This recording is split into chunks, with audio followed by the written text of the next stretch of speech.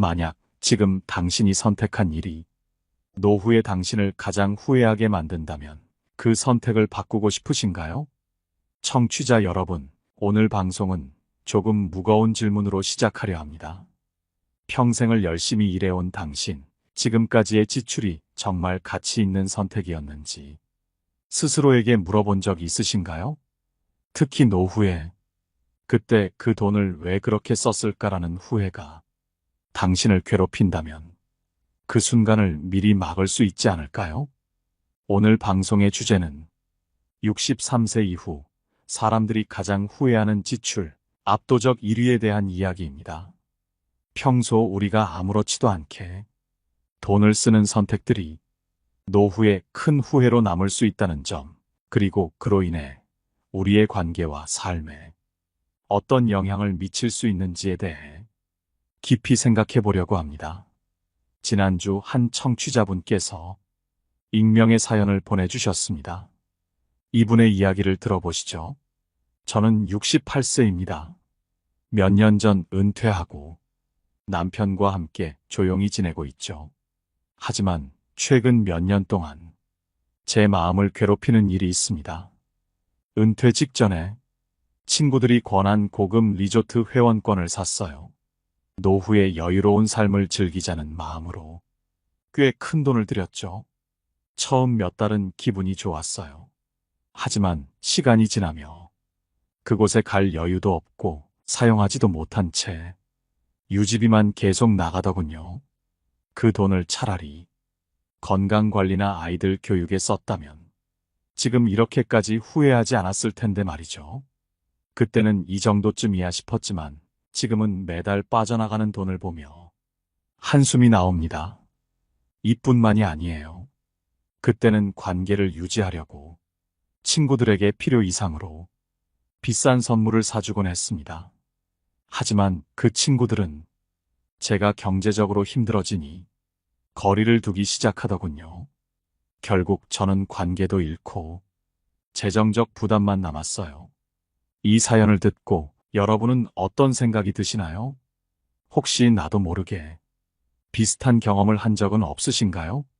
사연 속 청취자분처럼 노후에 우리가 가장 후회하는 지출은 가치 없는 관계를 유지하기 위해 쓴 돈, 혹은 당장의 만족만을 위한 충동적 선택일 가능성이 높습니다. 그 이유는 무엇일까요? 우리는 인간관계 속에서 인정받고 싶은 욕구가 강합니다. 하지만 이런 감정이 때로는 불필요한 지출을 유발하기도 하죠. 특히 노후에는 한정된 자원 안에서 선택을 해야 하기 때문에 젊은 시절의 실수가 2배, 3배로 느껴질 수 있습니다. 63세 이후 가장 후회되는 지출의 진짜 의미는 무엇일까요? 전문가들의 연구에 따르면 노후의 재정적 후회는 단순히 돈 문제로 끝나지 않습니다. 그것은 삶의 방식과 우리가 어떤 관계에 투자했는지에 대한 후회로 연결되곤 합니다. 심리학자 다니엘 카너먼 교수는 사람들이 돈을 사용할 때 손실 회피의 심리가 작용한다고 말합니다. 즉, 우리는 지금의 손해를 두려워해서 잘못된 선택을 유지하려고 하죠. 회원권을 유지하면서 언젠가 쓰겠지라고 스스로를 속이거나 필요 이상으로 관계에 투자하며 이 정도는 해야 한다고 합리화하는 것이 그 대표적인 예입니다. 그 결과 청취자분의 사연처럼 관계와 돈을 모두 잃는 일이 발생하게 됩니다. 이제 여러분께 묻고 싶습니다. 지금까지의 지출 중 가장 후회되는 것이 있다면 무엇인가요? 그 지출이 어떤 이유로 이루어졌는지, 그리고 그것이 당신의 삶에 어떤 영향을 미쳤는지 곰곰이 생각해 보시길 바랍니다. 오늘 방송에서는 이런 잘못된 지출이 어떻게 우리의 노후를 흔들고 어떤 선택이 평온한 노후로 이어질 수 있는지 구체적인 사례와 교훈을 통해 다뤄볼 예정입니다. 사연을 통해 들여다본 우리의 삶은 결국 선택의 연속입니다. 그 선택이 어떤 결과를 가져왔는지 조금 더 깊이 살펴보도록 하겠습니다. 60대 후반에 접어든 한 청취자분의 이야기를 소개합니다. 이분은 사업으로 성공해 젊은 시절 꽤 여유로운 생활을 하셨습니다. 그런데 은퇴 후 재정적으로 어려움을 겪으며 지난 선택들을 되돌아보게 됐다고 합니다. 제가 사업이 잘 될 때 가족 여행이나 고급차 구입에 돈을 아끼지 않았습니다. 특히 친척들이 모이는 자리에서는 비싼 옷과 가방으로 자신을 꾸미고 아이들 학원비나 집안의 경조사비도 주저없이 냈죠. 그렇게 해야 제 체면이 유지된다고 생각했습니다. 그런데 은퇴 후 다시 생각해보니 그 돈들이 정말 필요했던 것인지 의문이 들더군요. 정작 가족과 보내는 시간의 질은 낮았고 친척들과의 관계는 제가 돈을 쓰지 않으니 멀어졌습니다. 지금은 한 달 생활비를 아껴 써야 할 만큼 재정적으로 힘들어요. 그때는 당연했던 지출이 지금은 너무나 큰 짐이 되었습니다. 다음은 자녀를 위해 지나치게 많은 돈을 썼던 또 다른 청취자의 이야기입니다. 저는 은퇴 직전까지 아이들 교육비로 큰 돈을 들였습니다. 학원, 과외, 해외 연수까지 제가 할 수 있는 모든 것을 했죠. 아이들이 더 나은 기회를 얻기를 바라는 마음에서 아낌없이 투자했습니다. 그런데 아이들이 다 성장하고 나니 정작 저는 아무것도 남지 않았습니다. 그동안 저를 위한 저축이나 노후 준비는 뒷전이었고 아이들은 이제 독립해서 자신들의 삶을 살아가고 있습니다. 문득 이런 생각이 들더군요. 내가 아이들에게 바친 모든 것이 정말 필요한 것이었을까? 물론 아이들이 좋은 직장을 얻고 자리를 잡은 것을 보면 보람을 느낍니다. 하지만 제 자신을 돌보지 않았던 선택이 지금은 후회스럽습니다. 아이들이 경제적으로 도와줄 수도 있지만 그 도움을 당연히 기대하는 것도 부담스러운 일이더군요. 우리가 놓치고 있는 것들은 무엇일까요? 이 두 사례에서 공통적으로 드러나는 점은 우리가 단기적인 만족이나 사회적 압박에 의해 장기적인 삶의 기반을 스스로 무너뜨렸다는 사실입니다. 전문가들은 우리의 소비 패턴이 단순히 재정 문제로 끝나지 않고 심리적, 정서적 부담을 가져온다고 지적합니다. 특히 노후에는 경제적 안정감이 부족할 경우 대인관계까지 위축될 가능성이 큽니다. 친구들과의 모임에 참석하지 못하거나 아이들에게 의지하게 되는 상황은 우리 스스로를 더 힘들게 만듭니다. 이쯤에서 여러분께 묻고 싶습니다. 혹시 지금 당신의 지출 중 미래의 자신이 후회할 만한 선택은 없으신가요? 사회적 체면, 가족의 요구, 혹은 스스로를 만족시키기 위해 불필요한 돈을 쓰고 있지는 않은지 한 번쯤 점검해 보시길 바랍니다. 특히 노후에 들어갈 필수 비용들, 예를 들어 의료비, 주거비, 생활비 등을 고려했을 때 현재의 선택이 그 준비에 어떤 영향을 미칠지 생각해 보아야 합니다. 미국의 철학자 헨리 데이비드 소로는 우리가 필요한 것은 풍요가 아니라 간소함이다라고 말했습니다. 이 말처럼 진정한 삶의 풍요는 단순한 물질적 소비가 아니라 삶의 본질에 집중할 때 비로소 얻을 수 있습니다. 이제 잘못된 지출을 줄이고 노후를 위한 올바른 선택을 하는 방법을 좀 더 구체적으로 이야기해 보겠습니다. 먼저 자신의 소비 패턴을 솔직히 점검하는 것이 중요합니다. 매달 어디에 돈이 가장 많이 쓰이는지 기록하고 분석해 보세요. 많은 사람들이 자신의 지출을 되돌아보며 내가 이런데 돈을 썼단 말이야? 하며 놀라곤 합니다. 필요하지 않은 쇼핑, 사용하지 않는 구독 서비스, 지나치게 잦은 외식 등 의외로 불필요한 지출이 우리 일상에 숨어 있을 수 있습니다.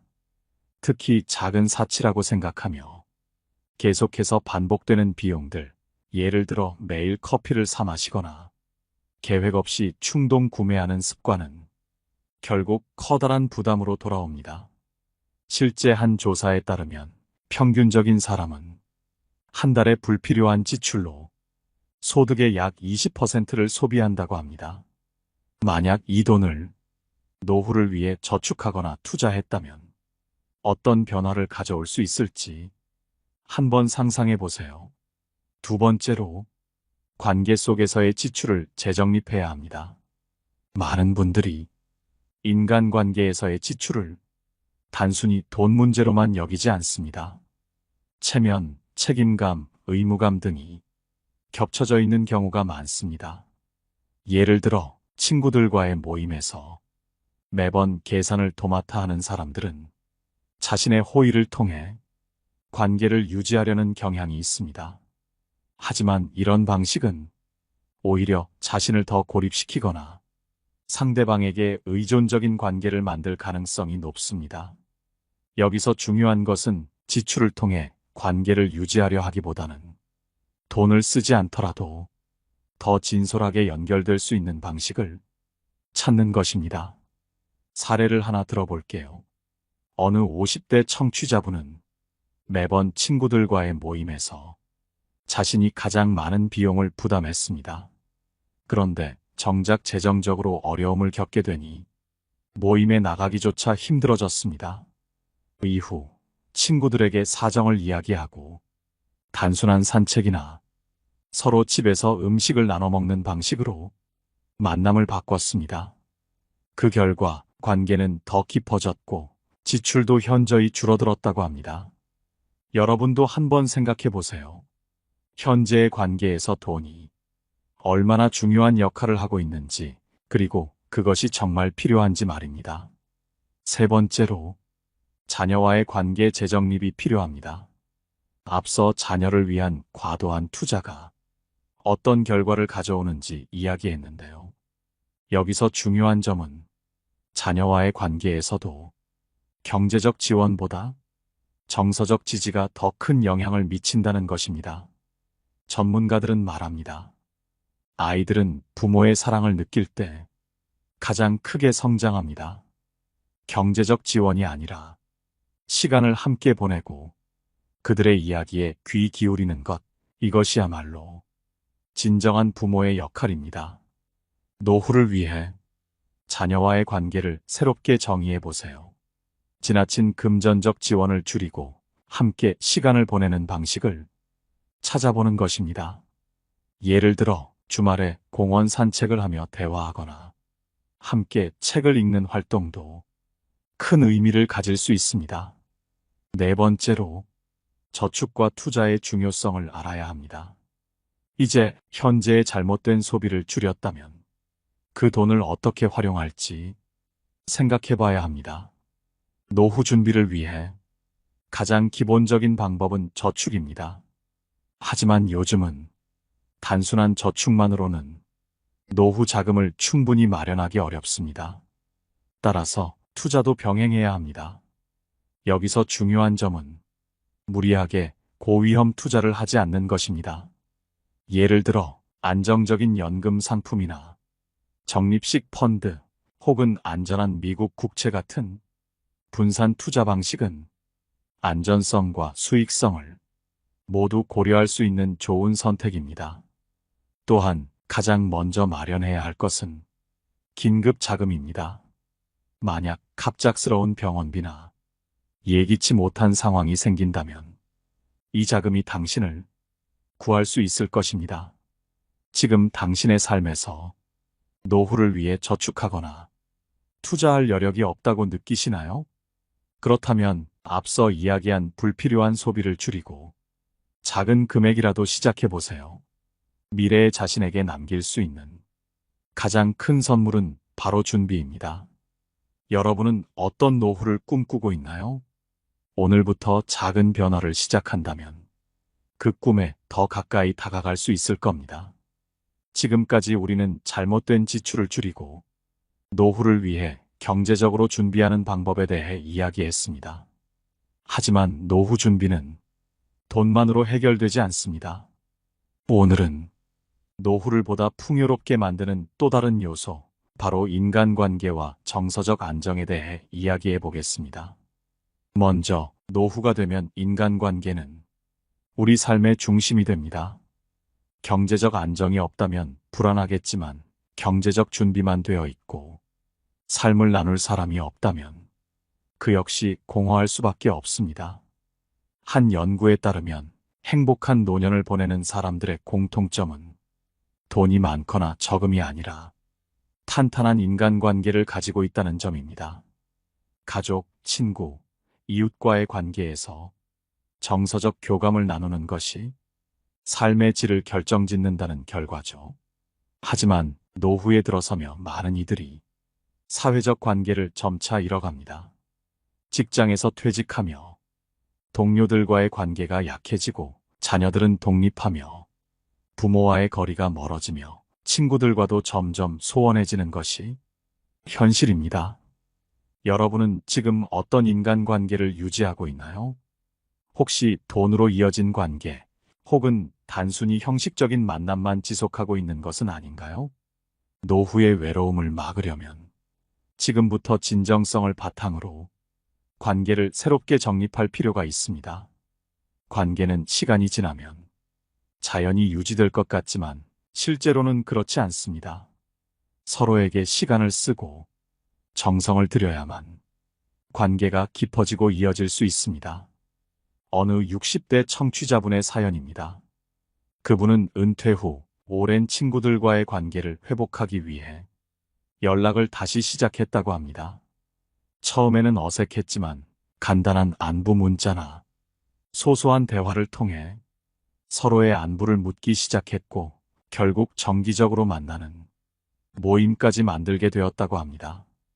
그 과정에서 느낀 행복은 그 어떤 경제적 여유보다 더 큰 만족감을 주었다고 합니다. 여러분도 오랫동안 연락하지 못했던 친구나 멀어진 가족에게 지금 연락해보는 것은 어떨까요? 잘 지내? 이 한마디가 관계를 이어가는 첫걸음이 될 수 있습니다. 앞서 자녀와의 금전적 관계를 줄이고 정서적 교감을 강조해야 한다고 했습니다. 자녀와 부모 사이의 진정한 유대는 경제적 지원이 아니라 서로의 감정을 공유하고 이해하는 데서 나옵니다. 한 부모님은 아들과의 대화가 줄어드는 것을 느끼며 자신이 먼저 다가가야겠다고 결심했습니다. 그분은 아들과 함께 저녁을 준비하고 서로 하루 동안 있었던 일을 이야기하는 시간을 매일 가졌다고 합니다. 그 결과 아들과의 관계는 더욱 돈독해졌고 서로에 대한 신뢰와 애정이 깊어졌다고 합니다. 우리도 이런 노력을 지금부터 시작할 수 있습니다. 아이들에게 지나치게 기대하거나 요구하지 말고 그저 그들의 이야기를 들어주고 공감해 보세요. 작은 행동 하나가 미래의 관계를 크게 바꿀 수 있습니다. 노후를 준비하는 데 있어 인간관계만큼 중요한 것이 바로 자신과의 관계입니다. 은퇴 후 시간이 많아지면서 어떤 이들은 자신을 돌보는 방법을 모르고 허전함을 느끼게 됩니다. 여기서 중요한 것은 스스로에게 시간을 투자하고 자신을 돌보는 법을 배우는 것입니다. 한 50대 여성은 퇴직 후 무기력해지며 아무것도 하지 않는 날들이 반복되었습니다. 그러나 어느 날 자신이 좋아했던 취미 활동을 다시 시작해보기로 결심했고 그 과정에서 삶의 새로운 활력을 찾았다고 합니다. 그분은 말씀하셨습니다. 내 삶을 위한 시간을 가지기 시작하니 모든 것이 조금씩 바뀌기 시작했어요. 청취자 여러분, 여러분의 삶에서 스스로를 돌보고 있는 시간은 얼마나 되나요? 지금 당장 하루 30분이라도 자신만의 시간을 가져보세요. 책을 읽거나 산책을 하거나 단순히 명상을 하며 자신과 대화하는 시간은 노후의 정서적 안정에 큰 영향을 미칠 것입니다. 마지막으로 우리가 기억해야 할 점은 노후에도 연결의 힘이 중요하다는 것입니다. 경제적인 안정만큼 사람들과의 교감과 자신과의 연결이 삶을 풍요롭게 만든다는 점을 잊지 말아야 합니다. 이제 우리가 함께 이야기했던 모든 내용을 실질적으로 행동으로 옮길 수 있는 방법을 알아볼 시간입니다. 지금까지는 잘못된 지출의 문제, 관계의 중요성, 그리고 정서적 안정의 필요성을 살펴보았죠. 그렇다면 이제 어떻게 해야 노후를 더 만족스럽게 준비할 수 있을까요? 이제부터는 실제 사례와 전문가의 조언을 바탕으로 구체적인 실천법을 알아보겠습니다. 경제적 준비는 거창한 계획이 아니라 작은 변화에서 시작됩니다. 여러분은 하루에 커피 한 잔 값 정도의 돈이라도 스스로를 위해 모으고 있나요? 이런 작은 금액의 꾸준한 저축이 노후에는 큰 차이를 만들어냅니다. 예를 들어 매일 5,000원씩 저축한다면 1년이면 약 180만 원, 10년이면 1,800만 원이 됩니다. 이 돈은 단순한 액수 이상의 가치를 가지며 노후의 뜻밖의 상황에서 우리의 든든한 버팀목이 될 수 있습니다. 또한 노후에는 고정 비용을 줄이는 것이 중요합니다. 예를 들어 불필요한 보험이나 구독 서비스를 점검하고 실제로 필요한 것만 유지하는 것이죠. 이런 세부적인 조정이 경제적 여유를 만드는 첫걸음입니다. 여기서 중요한 점은 돈이 아니라 돈을 다루는 태도입니다.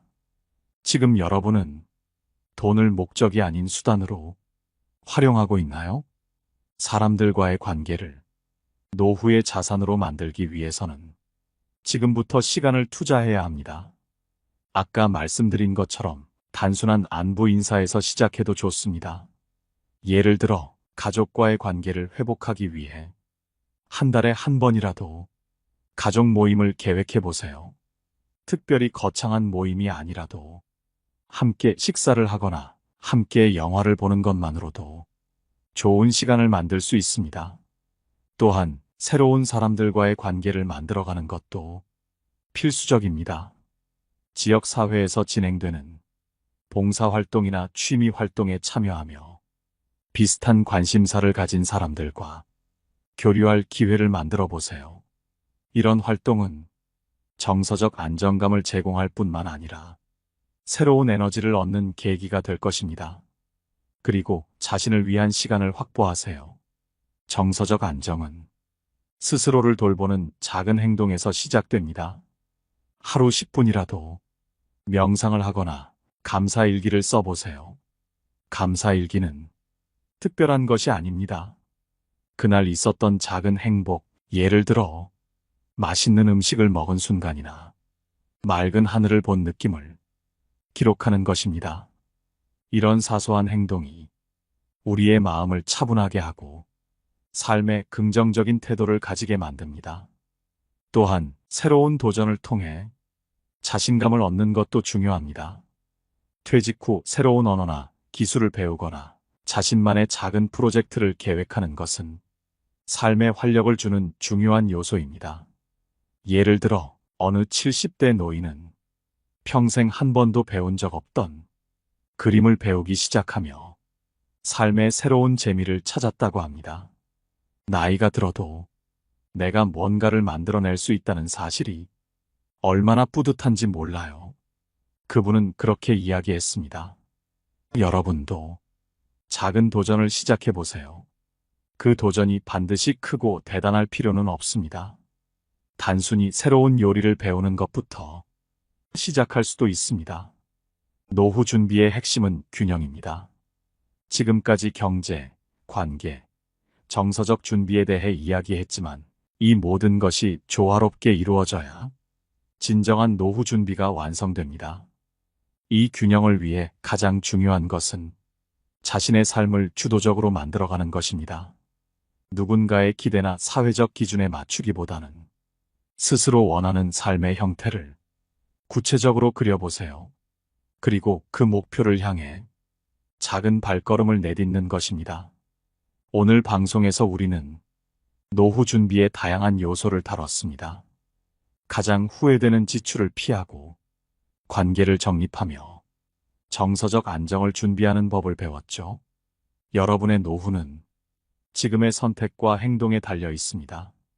작은 습관을 바꾸는 것부터 시작해 여러분만의 행복한 미래를 만들어 가세요. 청취자 여러분, 오늘 방송이 도움이 되셨다면 댓글로 여러분의 생각을 나눠주세요.